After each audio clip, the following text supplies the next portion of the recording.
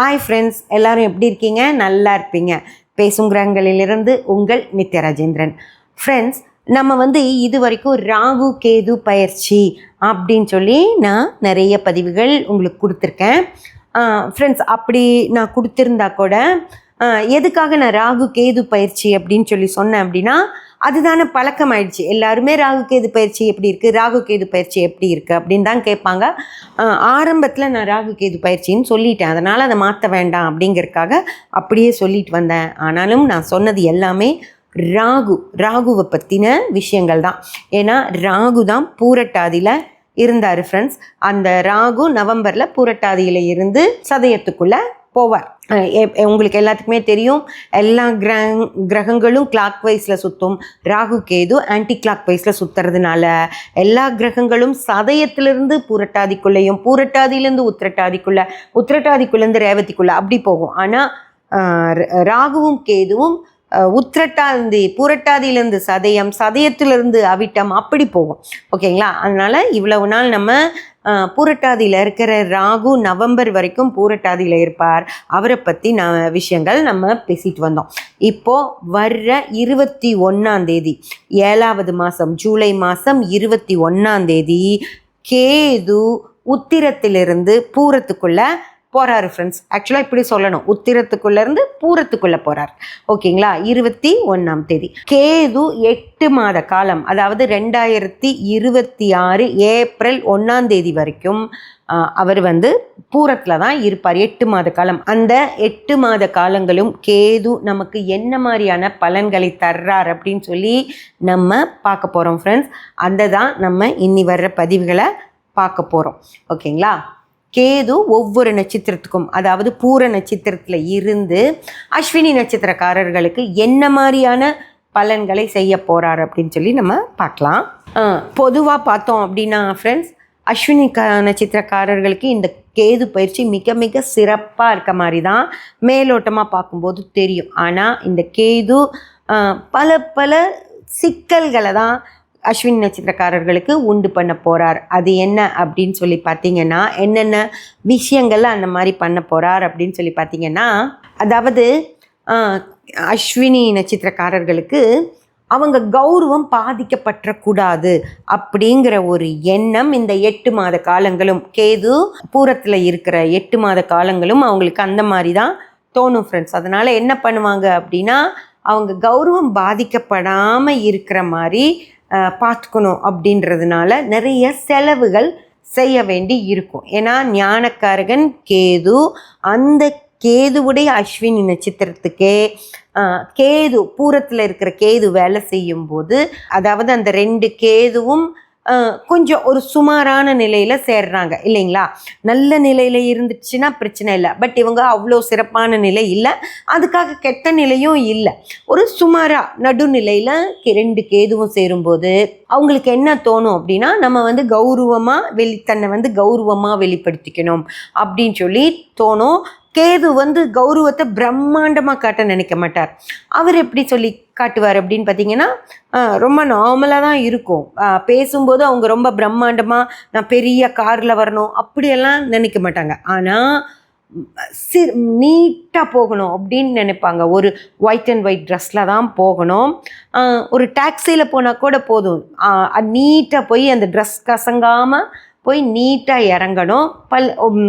ஒரு அவங்கள பார்த்தாலே ஒரு மரியாதையாக இருக்கணும், அவங்க நல்லா படித்தவங்க அப்படின்னு தான் எதிரில் இருக்கவங்க நினைக்கணும் அப்படின்ற மாதிரி அவங்க ரொம்ப ரொம்ப ஒரு கெத்தாக தன்னை காட்டிக்கணும், அதாவது படித்த தோரணை இருக்கணும் அப்படின்னு சொல்லி நினைக்கிறதுனால அந்த மாதிரி விஷயங்களுக்கு ஒரு நீட்டு க்ளீனு, அப்புறம் என்ன பண்ணுறீங்கன்னா, நான் இந்த கிளாஸ் பண்ணிகிட்ருக்கேன், நான் இந்த இது படித்தேன், இப்போ போட நான் இது மாதிரி படிச்சுக்கிட்டு இருக்கேன் அப்படியெல்லாம் சொல்லணும் அப்படிங்கிறக்காக அதுக்கெல்லாம் அவங்க செலவு பண்ணுவாங்க ஃப்ரெண்ட்ஸ். அதாவது படிப்புக்காக தான். ஓகேங்களா? ஆடம்பரம் வேறு மாதிரி அனாவசிய செலவுகள் இருக்காது.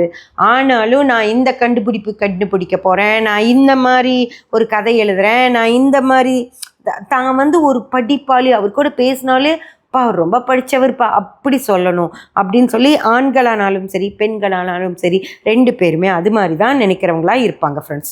அதே போல் ஃப்ரெண்ட்ஸ், அஸ்வினி நட்சத்திரக்காரர்களுக்கு இந்த கேது காலத்தில் திருமணம் நடக்குமா அப்படின்னு சொல்லி பார்த்தீங்கன்னா கண்டிப்பாக நடக்கும். எந்தவித பிரச்சனையும் இல்லை.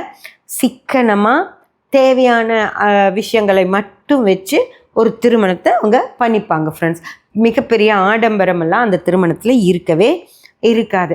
அதே போல் குழந்தைகள் இருக்குமா அப்படின்னு சொல்லி கேட்டிங்க அப்படின்னா கண்டிப்பாக குழந்தைகள் ஆகும் ஃப்ரெண்ட்ஸ். குழந்தைகள் ஆகிறதுல எந்த வித பிரச்சனையும் இல்லை. திருமணம் ஆச்சு அப்படின்னா அவங்களுக்கு குழந்தை இருக்கும். திருமணமான புது தம்பதிகளாக இருந்தாலும் அவங்களுக்கு குழந்தை ஆகிடும். கேது அந்த பிரச்சனை எதுவும் கொடுக்க மாட்டார், குழந்தை ஆகிடும். ஆனால் இந்த கேது சில ஆரோக்கிய குறைபாடுகள் கொடுக்கணும் அப்படின்னு சொல்லி இருக்கிறதால பெண்கள் அஸ்வினி நட்சத்திர பெண்களாக இருந்தாங்க அப்படின்னா அவங்களுக்கு குழந்தை அந்த கரு உருவான நேரத்துலேருந்து அந்த 9 மாத காலமும் கரு வளர்ந்து அவங்க டெலிவரிக்கு போகிற வரைக்கும் அவங்களுக்கு ஏதோ ஒரு பிரச்சனை இருந்துக்கிட்டே இருக்கும். அந்த வாமிட்டிங்கில் இருந்து அதுக்கப்புறம் குழந்தை மூமெண்ட்டே இல்லை அப்படின்னு சொல்லி பயப்படுவாங்க. உடனே அதுக்கு ஹாஸ்பிட்டலுக்கு ஓடணும். அப்புறம் அந்த பிறக்கிற வரைக்குமே அந்தந்த காலகட்டத்துக்கு தகுந்த மாதிரி ஏதோ ஒரு பிரச்சனைகள் அவங்களுக்கு வந்துக்கிட்டே தான் இருக்கும் ஃப்ரெண்ட்ஸ். ஈஸியாலாம் குழந்தை வர்றதுக்கான வாய்ப்பு ரொம்ப ரொம்ப குறைவு. அதுவே அஸ்வினி நட்சத்திரம் ஆண்களாக இருந்தாங்க அப்படின்னா அவங்க மனைவி கர்ப்பமாகும்போது அவங்களுக்கு நிறைய செலவுகள் வரும் ஃப்ரெண்ட்ஸ். ஓகேங்களா? ஏதோ ஒரு காரணத்துக்காக அவங்களுக்கு உடம்பு சரியில்லாமல் போய்கிட்டே இருக்கும். அவங்க மாத்திரை மருந்தெல்லாம் எடுத்துக்கணும். அதுக்கு ஒவ்வொரு தடவை டாக்டர் கிட்ட போகிறது, மருந்து செலவுகள் அப்படின்னு சொல்லி நிறைய ஆண்களுக்கு அந்த குழந்தை கரு உருவானதுலேருந்தே இவங்களுக்கு நிறைய செலவுகள் ஆகிக்கிட்டே இருக்க மாதிரி இருக்கும். அதே போல் அஸ்வினி நட்சத்திர கணவன் மனைவியுடைய வாழ்க்கை எப்படி இருக்கும் அப்படின்னு பார்த்தீங்கன்னா அவங்களுக்குள்ள எந்த வித பிரச்சனையும் இருக்காது. அவங்களுக்குள்ள தனிப்பட்ட வகையில் எந்த பிரச்சனைகளும் இருக்காது, பெருசாக இருக்காது. ஆனால் அடுத்தவங்க மூலமாக நிறைய பிரச்சனைகள் அவங்க ஃபேஸ் பண்ண வேண்டி இருக்கும். அதாவது அவங்க கணவன் மனைவி அவங்க மாமனார் மாமியார் மூலமாக, ஆண்களானாலும் அவங்க மாமனார் மாமியார் மூலமாக அவங்களுக்கு பிரச்சனைகள் வரும். பெண்களாக இருந்தாலும் அவங்க கணவருடைய அம்மா அப்பா, அவங்க வீட்டில் இருக்க பெண்கள், வேறு கணவருடைய அண்ணன் அண்ணி, அந்த மாதிரி ஆட்களால் அவங்களுக்கு பிரச்சனைகள் வரும். அவங்களுடைய குழந்தைகளால் கூட பிரச்சனைகள் வரும் ஃப்ரெண்ட்ஸ். அதாவது குடும்ப உறுப்பினர்களால் இவங்களுக்குள்ள ஒரு நிம்மதி சந்தோஷம் அந்த விஷயங்களை இவங்க அனுபவிக்க முடியாமல் சில பிரச்சனைகள் கொடுப்பாங்க. அதே போல் ஆஃபீஸ்லேயும் நிறைய தொந்தரவுகள் இருக்கும். அந்த மைண்ட் செட்லேயே வீட்டுக்கு ஒரு மனைவி கூட சந்தோஷமாக பேச முடியாது. பெண்களாக இருந்தாலும் சரி, வீட்டுக்கு வந்ததும் கணவர் நல்லா ஜாலியாக பேசுவாரேன்னா அவங்களுக்கு அந்த டென்ஷனில் அவங்களால அவருக்கு ஒழுங்காக ஒரு ரிப்ளை கூட சரியாக கொடுக்க முடியாமல் அவங்க ஆஃபீஸ் டென்ஷன்லேயே இருப்பாங்க. அந்த மாதிரி சூழல்னால் அவங்களுக்கு பிரச்சனைகள் வருமோ தவிர அவங்களுக்கு சொந்த பிரச்சனை இருக்காது. அடுத்தவங்களால ஒரு சண்டை வர்ற மாதிரி ஆகிடும். ஓகேங்களா?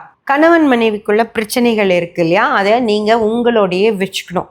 அனாவசியமாக யார்கிட்டையும் அதை பற்றி நீங்கள் பேசவே கூடாது. அந்த மாதிரி என் மனைவியோட எனக்கு பிரச்சனை அப்படின்னு சொல்லி உங்கள் ஆஃபீஸ் கொலீக்கு கிட்ட சொல்கிறீங்கன்னு வச்சுக்கோங்களேன். அப்போது யாராவது அது அவங்களுக்கும் கொஞ்சம் மனசு கஷ்டமாக இருக்கும். உடனே அது பெண்களாக இருந்தாங்க அப்படின்னா அவங்க உங்களுக்கு ஆறுதலாக ஏதாவது பேசும்போது உங்கள் கவனம் அவங்க பக்கம் போகிறதுக்கான வாய்ப்பு வரும்.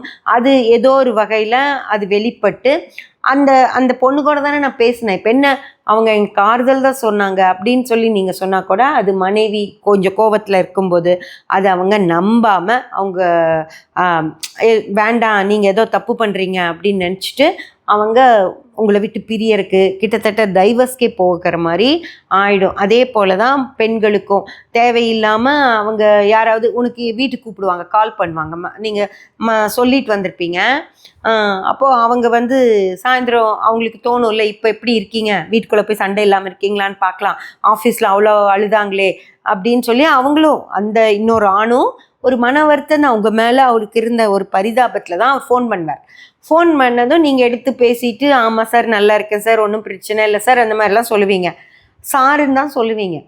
ஆனாலும் அதை உங்கள் கணவர் கேட்கும்போது, எதுக்காக ஒரு ஆணை உன் ஆஃபீஸில் இருக்கிற ஒரு ஆண் நீ வீட்டுக்கு வந்ததுக்கப்புறம் உன்னை கூப்பிட்டு நல்லா இருக்கியான்னு கேட்குறாரு, அப்போ நீ அவர்கிட்ட என்ன பேசுன அப்படின்லாம் சொல்லும்போது, நான் ஒன்றும் இல்லை வீட்டு விஷயம் தான் பேசுகிறேன்னா, எதுக்காக இன்னொருத்தங்க கிட்ட நம்ம வீட்டு விஷயத்தை பற்றி பேசுகிற, அப்போ உனக்கும் என்ன அவ்வளோ என்ன உங்களுக்கு நெருங்கின ஃப்ரெண்ட்ஷிப்பு, எதுக்கு இன்னொரு ஆண் கூட அப்படி ஃப்ரெண்ட்ஷிப் வச்சுருக்க அப்படின்ற மாதிரி பேசி, அது ஆமாம் நீ ஏன் நான் வச்சுக்கூடாதா, ஒரு ஃப்ரெண்டு கூட வச்சுக்கூடாதான்னு மனைவி கேட்கும்போது, ஃப்ரெண்டு தானா இல்லை வேறையா அப்படின்னு சொல்லி பேசி அந்த பேச்சு வளர்ந்து அதன் மூலமாக அவங்க 2 பேர்த்துக்குள்ள பெரிய பிளவு அப்படிங்கிற மாதிரி ஏற்படுறதுக்கான வாய்ப்பு வந்துடும். அதனால ரொம்ப ரொம்ப கவனமாக இதை ஹேண்டில் பண்ணுங்கள் ஃப்ரெண்ட்ஸ்.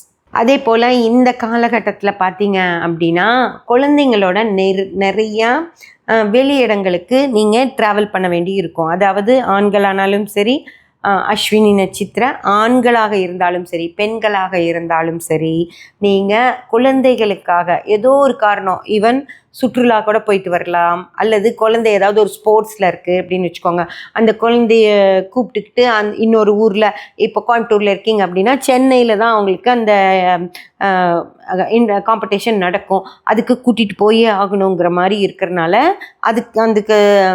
அதுக்காக நீங்கள் போயிட்டு அலைஞ்சிட்டு வரணும் அப்படிங்கிற மாதிரி இருக்கும். அல்லது வேறு ஏதாவது ஒரு படிப்புக்காக போய் எக்ஸாம்ஸ் எழுதிட்டு வரணுங்கிறக்காக வெளியே போகணும், இல்லை ஏதாவது ஒரு யாரையாவது மீட் பண்ணுறங்கிறக்காக ஏதாவது வெளியே போகணும், அல்லது குழந்தைக்கு உடம்பு சரியில்லை, நம்ம சென்னையில் இருக்க ஒரு டாக்டர் தான் போய் பார்க்கணுங்கிறதுக்காக அவங்களோட நீங்கள் பயணம் பண்ண வேண்டியிருக்கும். அந்த மாதிரி ஏதோ ஒரு காரணத்துக்காக குழந்தைகளுக்காக நீங்கள் ஒரு பயணம் போயே ஆக வேண்டிய ஒரு சூழ்நிலைகள் உருவாகும் ஃப்ரெண்ட்ஸ். ஓகேங்களா? குழந்தையோட மட்டும், குடும்பத்தோடு இல்லைனாலும் உங்கள் பொண்ணோடையோ பையனோடையோ நீங்கள் அந்த இடத்துக்கு போயிட்டு வர வேண்டிய ஒரு நிர்பந்தம் ஏற்படும். அதனால் செலவுகளும் கூடும். அதே போல் வெளிநாடு போக முடியுமா அப்படின்னு சொல்லி கேட்டிங்கன்னா தாராளமாக வெளிநாடு போகலாம் ஃப்ரெண்ட்ஸ், எந்த பிரச்சனையுமே இல்லை. வெளிநாடு கூட இல்லை, வெளி ஊர்களுமே. இப்போது ஒரு டிரான்ஸ்ஃபர் அங்கேயே சென்னையில் இருக்கவங்களுக்கு ஹைதராபாத்க்கு, பெங்களூருக்கு அந்த மாதிரி ஒரு டிரான்ஸ்ஃபர் அந்த இருக்கிற இடத்துலேருந்து நம்ம வெளியேறி போகிற மாதிரி ஆகும். வெளிநாடு வாய்ப்புகளும் வரும், வெளி ஊர் வாய்ப்புகளுமே வரும். ஓகே, கடன் எப்படி இருக்குது அப்படின்னு சொல்லி கேட்டிங்கன்னா, கடன் ஒன்றும் ஆகாது, அப்படியே இருக்கும். நீங்கள் இஎம்ஐ கட்டிகிட்டே இருப்பீங்க, அது பின்னாடி அப்படியே அனுமர்வால் மாதிரி இருந்துக்கிட்டே இருக்கும். ஆனால் கஷ்டம் எதுவுமே இருக்காது. ஓகேங்களா? நீ இப்படி கடனை வாங்கிட்டு கட்டாமல் இருக்கேன்னு யாரும் உங்களை எதுவுமே சொல்ல மாட்டாங்க. ஒரு 2 மாதம் நீங்கள் கட்டாமல் விட்டுட்டா கூட சரி பரவாயில்ல சார் இந்த மாதிரி பார்த்து பண்ணிடுங்கன்னு தான் சொல்லிட்டு போவாங்களே தவிர உங்கள் கழுத்தை காலரை பிடிக்க மாட்டாங்க. ஓகேங்களா? அதே போல் தான் வழக்குகளும், ஏதாவது வழக்குகள் அதுவும் நீங்கள் போட்ட வழக்குகளாக இருந்தது அப்படின்னா அது அப்படியே தேமேன்னு இருக்கும். இந்த 8 மாத காலங்களும் கேது பூரத்தில் இருக்கிற இந்த 8 மாத காலங்களும் அந்த வழக்கில் உங்களுக்கு எந்தவித வெற்றியும் கிடையாது, தோல்வியும் கிடையாது. அந்த மாதிரி எதுவும் நகராமல் அப்படியே இருக்கும். அதே போல் வேறு வகையில் வருமானங்கள் வருமா அப்படின்னு சொல்லி கேட்டிங்கன்னா, இப்போது வீட்டு வாடகைகள், இல்லை ஷேர்ஸில் நீங்கள் போட்டிருக்கிற பணத்துலேருந்து இன்சென்டிவ்ஸ் அந்த மாதிரி வருமா, இல்லை ஆஃபீஸ்லேருந்து ஏதாவது இன்சென்டிவ்ஸ் வருமா, இல்லை நம்ம ஃப்ரெண்ட்ஸுக்கெல்லாம் கொடுத்து வச்சுருந்த பணம் ஏதாவது திரும்பி வருமா அப்படிலாம் கேட்டிங்கன்னா அது மாதிரியான வர்றதுக்கான வாய்ப்பு கிடையவே கிடையாது. பின்னாடி வருமா இருக்கும். இந்த 8 மாத காலங்கள் உங்களுக்கு அதுக்கு பணம் வருவதற்கான வாய்ப்பு கிடையாது. கொஞ்சம் கொஞ்சமாக கூட வராது, சின்ன அளவு. ஏன்னா கேது இல்லையா, பெருசாக வரலைனாலும் சின்னதாவது வருமா, மாதம் ஒரு 5000 கொடுத்துட்டு போயிடுவாங்களான்னா வராது. ஓகேங்களா? எந்த வகையிலையும் பண வரவு அப்படின்றது உங்களுக்கு வரவே வராது ஃப்ரெண்ட்ஸ்.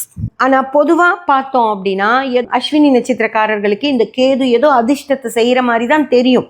எல்லாமே நல்லா நடக்கிற மாதிரி இருக்குது, யாரும் ஒன்றுமே பேச மாட்டேங்கிறாங்க, கடங்காரங்க கூட 2 மாதம் கழித்து கொடுங்க சார் பரவாயில்ல அப்படின்னு தான் சொல்லிட்டு போகிறான், எல்லாமே நல்லா நடக்கிற மாதிரி இருக்குது அப்படின்னு தோணும். ஒரு அதிர்ஷ்டமான சூழ்நிலை மாதிரி தான் இருக்குது அப்படின்னு தோணுமோ தவிர இது அதிர்ஷ்டம் கிடையாது.